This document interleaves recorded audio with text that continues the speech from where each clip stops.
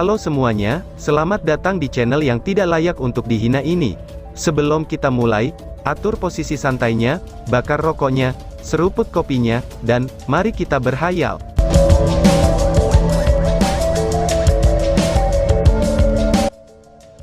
Kita lanjut ke alur ceritanya. Dengan suara bas-bas, Andromalius dihempaskan dengan ganas. Ketika dia terhemlas dan bermandikan darah, orang bisa dengan jelas mendengar suara tulang yang retak di tubuhnya.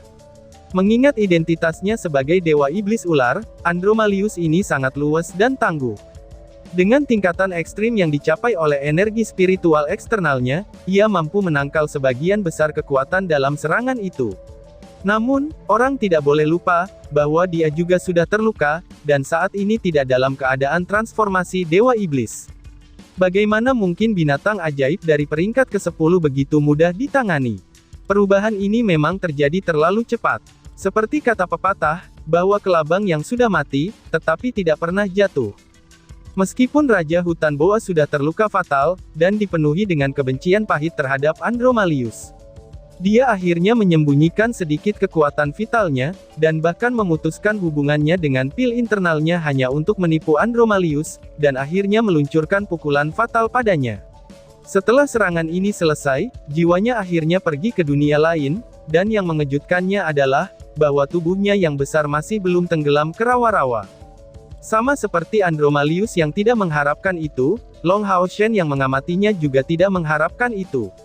Dia awalnya sudah siap untuk bergerak, tetapi setelah melihat adegan itu, dia berhenti di jalurnya, dan sudah mulai merencanakan langkah selanjutnya. Kedua rubah licik ini masih berakhir dengan kehancuran bersama. Bagi rekan-rekannya dan dirinya sendiri, ini adalah hasil terbaik yang mungkin terjadi. Dalam waktu singkat, Long Hao Shen sudah mengambil keputusan, kemudian mengisyaratkan penjaga suci ke-10 terdekat yang berubah menjadi cahaya berwarna hijau, dan tidak mengejar Dewa Iblis Ular Andromalius yang terluka parah, tetapi bergegas ke gua yang interiornya sedikit berkedip. Ini dilakukannya demi mengamankan jalannya. Long Hao Shen sekarang akan membuang Andromalius dengan cara yang sama, cara ketika ia membuang Raja Hutan Boa. Andromalius akhirnya terjebak dalam perjuangan terakhir dari Raja Hutan Boa, serangannya ini mengirimnya beberapa ratus meter jauhnya, dengan darah yang terus mengalir keluar dari mulutnya. Salah satu sayapnya patah, dan darah merah gelap menyebar di seluruh tubuhnya dan menimbulkan adegan yang mengerikan. Namun, pada akhirnya dia masihlah Dewa Iblis, yang berhasil menyelamatkan dirinya begitu dia diserang. Untungnya, bagi dirinya serangan terakhir Raja Hutan Boa bukan berasal dari pil internalnya, jadi meskipun itu menimbulkan luka yang parah, itu bukanlah hal yang fatal. Serangan di kejauhan terjadi pada tanaman merambat di atas rawa-rawa, dan disertai dengan rasa sakit yang hebat, yang hampir membuatnya jatuh pingsan. Dia tidak pernah berharap, bahwa Raja Hutan Boa akan merencanakan untuk melawannya, bahkan setelah kematiannya. Dan pil internalnya dikirim terbang jauh selama serangan hebat ini, dan pil itu dikirim memantul kembali setelah bertabrakan dengan tanaman merambat sebelum jatuh di sisi lain rawa. Sama seperti tubuh Raja Hutan Boa, pil internalnya tidak tenggelam di dalam rawa-rawa, tetapi mengeluarkan cahaya hijau gelap yang samar-samar terlihat. Pada saat tubuhnya menderita rasa sakit yang mengerikan dan tak tertahankan, Andromalius telah melihat cahaya hijau itu menuju gua. Kecepatannya tidak terlalu cepat, jadi saat dia menyadarinya, itu masih sekitar 5 meter dari gua. Meraung, Andromalius berteriak marah. Dia bahkan tidak melihat dengan jelas siapa musuh itu, tetapi tubuhnya melonjak lagi, dan melompat ke arah gua dengan kekuatan penuh. Karena cahaya hijau itu kecil, itu jelas bukan boa hutan. Tapi tidak peduli siapa itu, melihatnya keluar pada waktu yang tepat, itu hanya memperburuk kemarahan Dewa Iblis Ular. Namun, teriakan kemarahan dari Andromalius itu tidak ditujukan untuk melampiaskan kemarahannya, tetapi untuk memanggil klannya. Ini bukan berarti dia pengecut, tapi karena hati-hati. Saat ini ia telah terluka parah, dan tentu saja tidak bisa membiarkan kewaspadaannya turun. Meskipun dia tidak merasakan ancaman apapun dari fluktuasi energi spiritual hijau itu, dia masih segera memanggil kelompoknya. Banyak darah merah gelap yang mengalir dari tubuhnya. Pada saat dia menuju gua, dia masih ragu-ragu. Sementara itu, banyak cahaya-cahaya yang mengikuti sosok hijau dengan kecepatan yang sangat cepat, kemudian menembus ke dalam gua dan menarik dalam perjalanan pil internal Raja Hutan Boa dengan cahaya-cahaya putih, dan itu menyebabkan Andromalius tidak mampu mempertahankan ketenangannya. Melihat targetnya dirampok oleh orang luar, bagaimana bisa Dewa Iblis Ular ini menanggungnya? Dengan teriakan amarah, dia langsung mengejar sosok yang masuk ke dalam gua. Pada saat yang sama Andromalius segera memasuki gua, dan beberapa sosok muncul dari kabut yang tebal. Ular iblis jelas dalam situasi yang sulit dari penyergapan serta serangan boa hutan dan Long Hao Shen, dan saat ini jumlah mereka sangatlah anjlok. Mendengar panggilan Dewa Iblis Ular, mereka bergegas ke sana tepat pada waktunya untuk melihat punggung Andromalius yang menghilang ke dalam gua. Sekelompok iblis ular bergegas untuk mengikutinya, tetapi kali ini, sosok emas lain mengejar mereka dan memasuki gua. Dengan cahaya berwarna ungu, monster besar muncul di pintu masuk gua, dan benar-benar menghalangi mereka. Sinar kuning tanpa suara menyebar di bawah ular iblis yang mencakup berbagai macam area.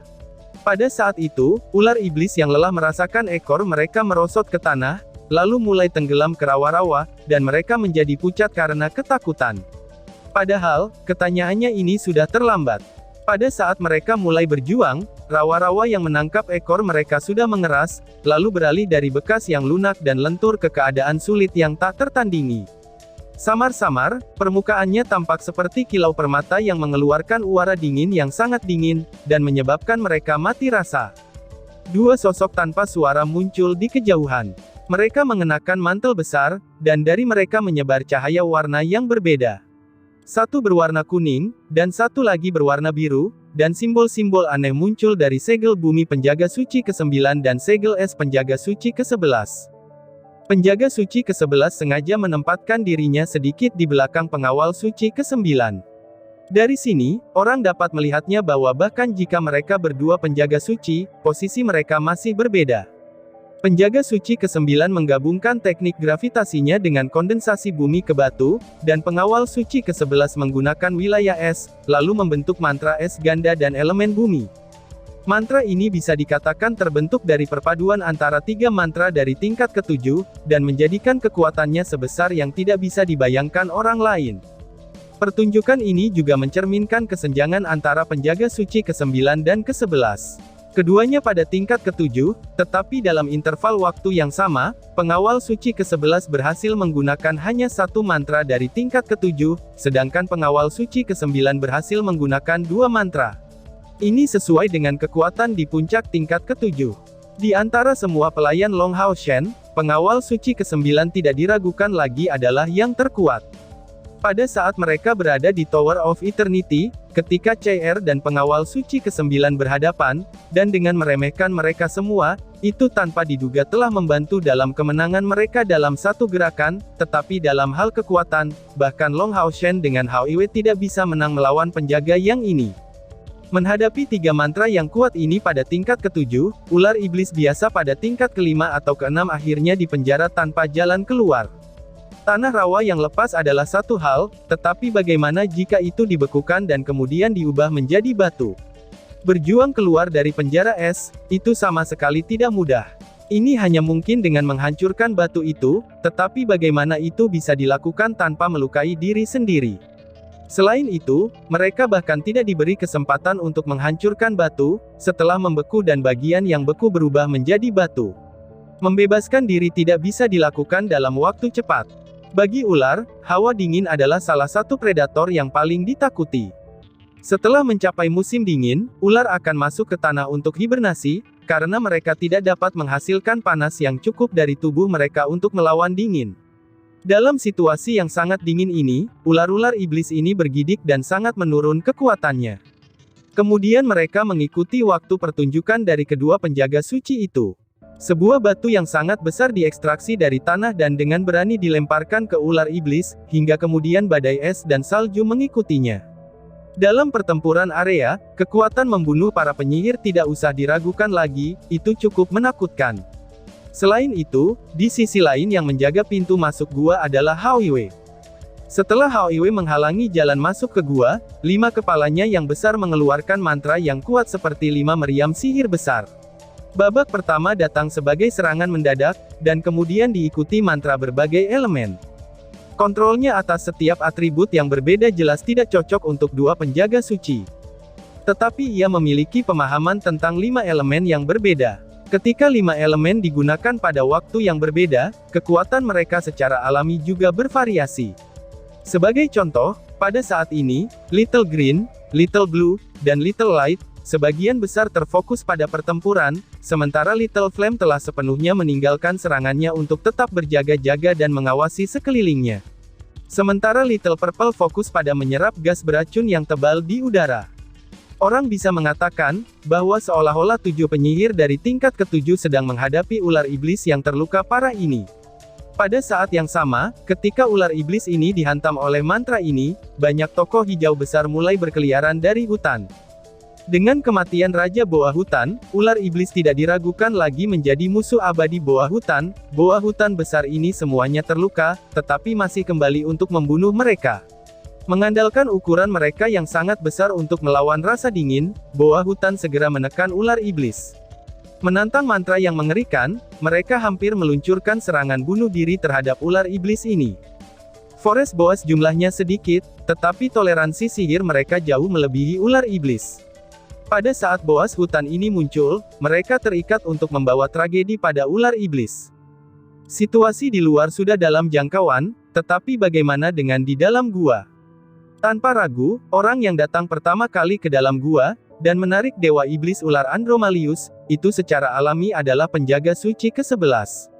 Pada saat itu, karena Long Hao Shen memberinya perintah untuk melambat dengan sengaja sehingga kecepatan terbangnya lambat, sehingga Andromalius akan melihatnya masuk, karena kalau tidak, bagaimana mungkin dia bisa menarik umpannya masuk? Karena Andromalius dan Raja Hutan Boa saling menghancurkan satu sama lain, situasi ini adalah kesempatan yang sangat baik untuk Long Hao Shen. Ini adalah kesempatan emas. Namun, dia adalah saksi kelicikan dari dua pusat kekuatan besar ini, dan bahkan jika dia memiliki kepercayaan diri dalam situasi ini, dia masih tetap bijaksana saat melaksanakan rencananya untuk melawan Andromalius. Seperti yang mereka lihat di konfrontasi sebelumnya, gua ini sangat penting. Meskipun dia tidak tahu tentang harta karun di dalamnya, mengingat bagaimana Forest Boa King menghargainya, bagaimana mungkin itu menjadi harta yang jelek. Bahkan jika Andromalius masih ragu-ragu, sosok emas pertama setelah meraih pil internal Raja Hutan Boa, dia haruslah mengikutinya. Bahkan jika dia sadar bahwa ini adalah jebakan, dia harus memaksakan dirinya untuk memasuki gua ini. Sebenarnya, sosok emas itu adalah peri Yating, yang menggunakan kemampuan daya tarik dari tungku sein spiritualnya. Setelah memasuki gua, Andromalius melihat cahaya di sekelilingnya menjadi redup, namun dia bisa dengan jelas merasakan, bahwa di kedalaman gua itu, mengandung cahaya yang samar-samar terlihat. Tetapi asal-usul cahaya ini, bukanlah masalah yang saat ini mengganggu pikiran Andromalius. Dia ingin mengambil pil internal Raja Hutan Boa kembali. Dia menderita luka parah, sampai-sampai tanpa pil internal ini, apalagi meningkatkan kekuatannya, bahkan pulih sepenuhnya tidak akan mungkin baginya. Ini adalah alasannya, mengapa dia tidak punya pilihan selain ditipu oleh Raja Hutan Boa untuk serangan terakhirnya. Sebelum memasuki kedalaman gua, kedua sosok itu berhenti. Pada saat Andromalius melihat bahwa sosok hijau ini sebenarnya adalah kerangka dengan nyala api di matanya, dia tidak bisa menahan diri untuk tidak terkejut. Di samping kerangka hijau itu adalah peri Yating, yang sosoknya bersinar dalam cahaya yang terang. Untuk menyebutnya, sepertinya kebetulan bahwa peri Yating dan pengawal suci ke-11 memiliki 6 sayap di punggung mereka. Ketika berdiri bersama, mereka mengeluarkan beberapa perasaan untuk membuat pasangan yang cocok. Namun, aura yang mengelilingi tubuh mereka tidak terlalu kuat, dan itu membuat Andromalius menjadi rileks. Dengan satu lirikan saja, dia menemukan pil internal di tangan peri Yating. Berikan pil itu, dan mayatmu akan kubiarkan tetap utuh, kata Andromalius. Andromalius mengeluarkan raungan marah yang hebat, ketika darah merah gelap terus menetes dari punggungnya. Peri Yating mencibir dan mengangkat tangannya, dan dia mengarahkan seberkas cahaya putih ke Andromalius.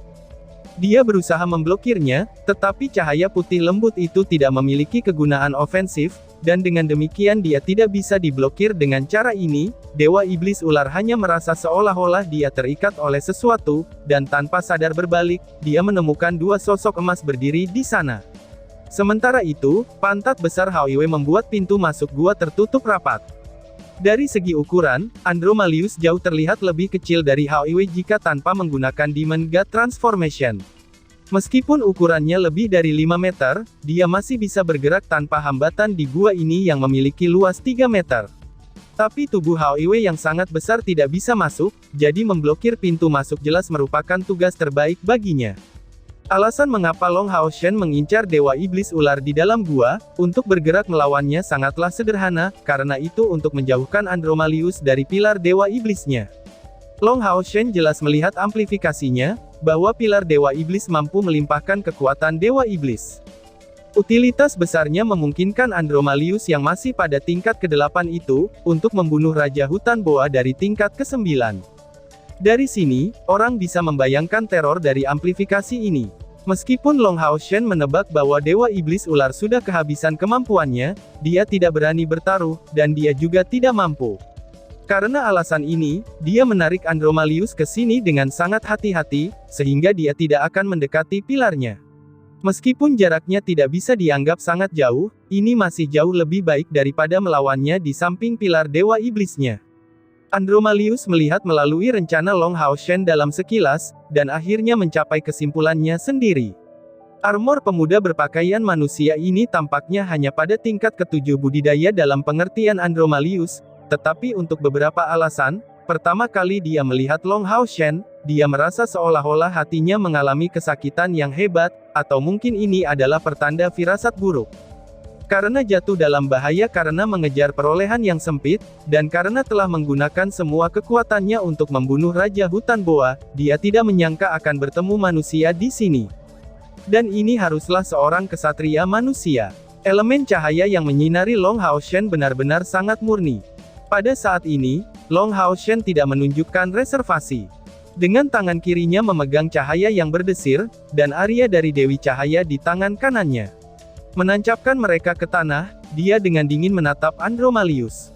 Niat pedang yang tajam terlihat samar di sekitarnya. Meskipun Long Hao Shen tetap diam, Andromalius merasa gelisah dan gugup, seolah-olah Long Hao Shen sendiri adalah pedang yang sangat tajam. Dia sepenuhnya percaya, bahwa ketajaman ini bukanlah sesuatu yang bisa dibendung oleh energi spiritual eksternal. Jika sebelum dia terluka, Andromalius bahkan tidak akan menganggap Long Hao Shen sebagai ancaman. Dalam pandangannya, musuh dengan tingkat kultivasi semacam ini dapat dihancurkan hanya dengan dominasi energi spiritualnya yang sangat besar, tetapi situasi saat ini tidaklah sama. Lukanya fatal, dan dia tidak bisa menggunakan Demon God Transformation. Ini mengurangi kekuatannya saat ini menjadi 1/6 dari yang seharusnya, jadi ketika menghadapi kesatria manusia seperti itu, bagaimana mungkin dia tidak mengalami tekanan besar? "Hei manusia, bagaimana bisa kamu ada di sini?" tanya Andromalius. Andromalius tahu, bahwa pertanyaannya bisa terasa ngeri, tetapi dia tidak bisa membantu, tetapi ingin bertanya. Ini terlalu aneh. Dia tidak mendeteksi sedikit pun tanda-tanda keberadaannya melalui indranya, dan ditambah lagi dengan waktu kemunculan manusia ini terlalu baik. Long Hao Shen menunjukkan senyum acuh tak acuh dan menjawab, "Halo Dewa Iblis Ular Andromalius. Jika aku mengatakan ini kebetulan, apakah kamu akan mempercayainya? Sebenarnya, ini karena keberuntungan aku, atau mungkin harus aku katakan, bahwa itu adalah hadiah dari surga, karena kami telah bertemu dengan kamu pada saat bentrokan kamu melawan Raja Hutan Boa. Pada saat ini juga, ini akan menjadi kuburanmu," kata Long Hao Shen. Saat dia berbicara, Long Hao Shen tidak akan memberi Andromalius waktu untuk menyembuhkan lukanya. Kaki kirinya mengambil langkah maju, dan Arya dari Dewi Cahaya di tangannya menyerang Andromalius. Niat pedangnya tiba-tiba mengental di ruang kehampaan. Berbeda dengan waktu melawan Ah Bao, itu tidak tampak sedalam ruang kehampaan, tetapi menyebar luas dan menekan ke depan dengan sikap yang kejam. Membelah gunung yang kokoh, dan mengeringkan air di lautan. Ini adalah prinsip di balik niat pedang dalam serangan Long Hao Shen. Tangan Andromalius bahkan tanpa senjata, karena dua tombak ular yang mengaliri kepala Raja Hutan Boa masih menempel di mayat ular itu. Dengan raungan yang terdengar pelan, Andromalius melambaikan tangan kanannya ke depan, lalu mengeluarkan ledakan kuat elemen kegelapan yang berputar-putar, kemudian berubah menjadi semacam lubang hitam yang bertiup dengan fluktuasi unsur kegelapan yang kuat, saat aura kegelapan itu mengarah tepat ke arah Long Hao Shen. Pada saat ini, berbicara lebih lanjut tidak akan masuk akal. Membunuh musuh adalah satu-satunya jalan keluar, jadi Andromalius memilih untuk mengambil risiko ini. Tetapi tepat pada saat ini, di punggungnya, serangan tajam datang dan menusuk luka yang dia miliki sebelumnya. Sekarang Andromalius tertarik karena efek dari Sein Spiritual Stoves Attraction, dia hanya dapat menargetkan Long Hao Shen, dan tanpa pilihan lain. Meskipun begitu, bahkan jika dia punya pilihan lain, dia masih akan memilih untuk menargetkan kesatria ini, yang merupakan ancaman terbesar baginya. Suara yang agak aneh segera terdengar, dan seluruh tubuh Long Hao Shen meledak dengan cahaya terang. Dia mundur sedikit, tetapi pusaran hitam dari tinju Andromalius terbuka, dan tubuh Andromalius juga bergoyang dari itu. Dari sini, keadaan Andromalius yang lemah sekali lagi dikonfirmasi. Pengawal suci ke-10 menyerang dalam sekejap, dan muncul seperti cahaya listrik hijau yang meledak tepat ke arah Andromalius. Sepasang belati miliknya ini berhasil memotong sepenuhnya sayap yang telah patah di punggung Andromalius. Pengawal suci ke-10 menunjukkan penguasaannya yang ekstrim, dan dia tidak hanya memotong sayap itu, tetapi juga menusuk beberapa pembuluh darah tebal di punggungnya. Untuk sesaat, di punggung Andromalius darah merah gelap mulai memancar keluar seperti air mancur. Long Hao Shen mundur sedikit, dan serangannya segera dilanjutkan. Dengan pukulan berat dan lompatan, datanglah serangan Condemning Revolving Sword Long Hao Shen. Strateginya terdiri karena Andromalius yang luar biasa, dan tanpa memberinya kesempatan sedikit pun. Pada saat yang sama ia meluncurkan serangan ini, serangan dari pengawal suci ke-10 mengikuti sekali lagi, dan mengarah ke punggung Andromalius. Tekniknya mirip dengan Long Hao Shen, tetapi tanpa meminjam kekuatan musuh. Ini adalah tarian angin yang dia gunakan sebelumnya untuk membuang Medusa. Bukan hanya itu, tetapi beberapa cahaya bintang emas mulai berkumpul, dan membentuk tombak yang cemerlang. Ditembak dari belakang, serangan itu mengarah ke leher Andromalius. Ancaman besar itu membangkitkan kemampuan laten Andromalius, dan membiarkan mereka benar-benar menerobos. Meskipun dia terluka parah, dia adalah salah satu dari 72 dewa iblis, dan dia secara alami memiliki keinginan kuat untuk bertahan hidup.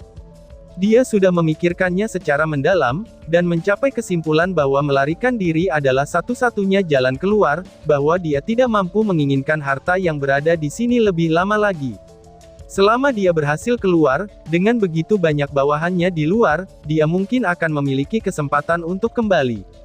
Jika musuh-musuh ini benar-benar menghentikannya di sini, ia mungkin tidak akan pernah bisa keluar. Menatap langit-langit gua, Andromalius segera membuat gerakan aneh, bagaikan kuda, dia mengarahkan tangannya ke tanah, dan orang bisa dengan jelas melihatnya, bahwa beberapa cahaya merah gelap tiba-tiba keluar dari tubuhnya. Kemudian dengan segera, pancaran merah gelap yang intens merambat, dan membentuk penghalang yang menutupi seluruh tubuhnya di dalamnya. Jika seseorang melihat dengan hati-hati, dia akan menemukan bahwa penghalang yang menyelimutinya itu terlihat sangat dekat dengan desain pada pilar Dewa Iblis. Serangan 3 orang dari kelompok Long Hao Shen menghantam penghalang ini, dan membawa sejumlah besar fluktuasi energi spiritual, tetapi dibiarkan tanpa cara untuk menerobosnya. Rasanya seolah-olah mereka langsung menyerang pilar Dewa Iblis. Pilar Dewa Iblis di luar tampaknya merasakan krisis dari Andromalius, dan mulai berguncang ringan. Sinar merah gelap kemudian menyembur keluar dari sana, dan bergegas seperti panah ke arah Hao Iwei yang menjaga gua. Tanpa ragu, sinar merah gelap ini ada di sini untuk menyelamatkan Andromalius, dan merupakan truf terakhir yang menyelamatkan jiwanya. Jika dia berhasil menyatu dengan kilau merah tua ini, dia akan diserap oleh cahaya untuk disegel di dalam pilar Dewa Iblis. Meskipun ini akan ditutup untuk setidaknya 3 tahun, itu setidaknya akan membuatnya tetap hidup. Jika musuh hanya kelompok Long Hao Shen, mungkin Andromalius bisa mendapatkan jalan keluar dari mereka, tetapi untuk kemalangannya, Hao Iwei juga hadir, dan Hao Iwei pun bahkan ditakuti oleh Kaisar Iblis. Di depan cahaya yang dikeluarkan oleh pilar Dewa Iblis, 5 kepala besar Hao Iwei tiba-tiba diangkat, dan mata mereka berkilau dengan kilau yang sama.